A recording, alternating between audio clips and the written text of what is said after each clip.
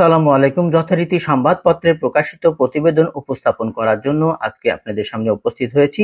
আজকে যে প্রতিবেদন আপনাদের সামনে উপস্থাপন করব সেই প্রতিবেদন প্রকাশ করেছে দৈনিক সময়ের আলো।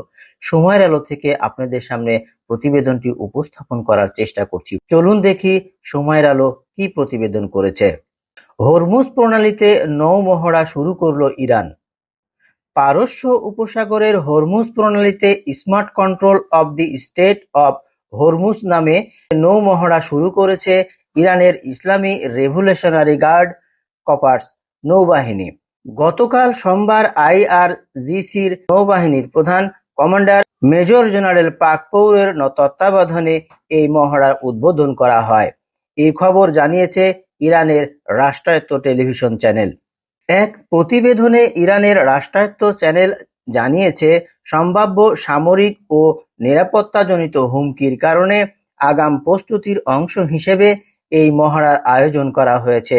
কতদিন চলবে সে ব্যাপারে এখনো সিদ্ধান্ত নেয়নি আইআরজিসি।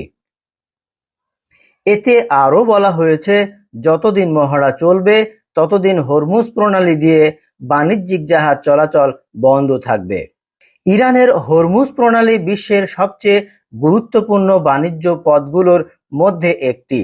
জলপথে প্রতি বছর যে পরিমাণ তেল ও তরল গ্যাস পরিবাহিত হয় তার এক চতুর্থাংশ তেল এবং এক পঞ্চমাংশ তরল গ্যাস পরিবহনের রুট এই হরমুজ প্রণালী। আইআরজিসির প্রধান জেনারেল মোহাম্মদ পাকপৌর এই মহড়ার সার্বিক তত্ত্বাবধানে আছেন।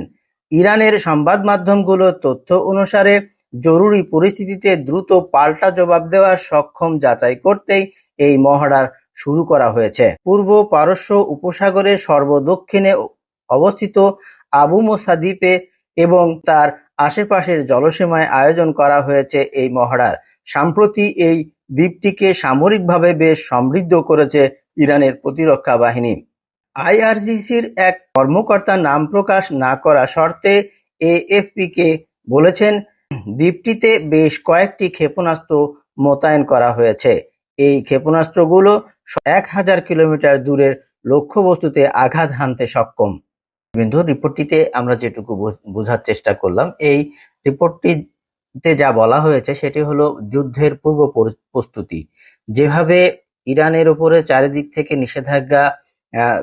নিষেধাজ্ঞা চলে আসছে, সেই নিষেধাজ্ঞার প্রতি জবাব দেওয়ার জন্য ইরান তার শক্তিমত্তার প্রকাশ করার জন্য এই মহড়াটি চালু করেছে। তো সর্বোপরি আমরা যে কথা বলতে পারি, আমরা চাই শান্তি, যুদ্ধ বেঁধে যাক এই বিষয়ে এটাকে আমরা কোনো সময় সমর্থন করি না। তাই আমরা মনে করি যে বিশ্বে যেন যুদ্ধ সৃষ্টি না হয়, দেশের মানুষের ব্যাপকভাবে প্রাণহানির ঘটনা যেন না ঘটে, এই প্রত্যাশা রেখে আজকের বক্তব্য শেষ করছি। ভালো থাকবেন সবাই। আল্লাহ হাফেজ। সালাম আলাইকুম।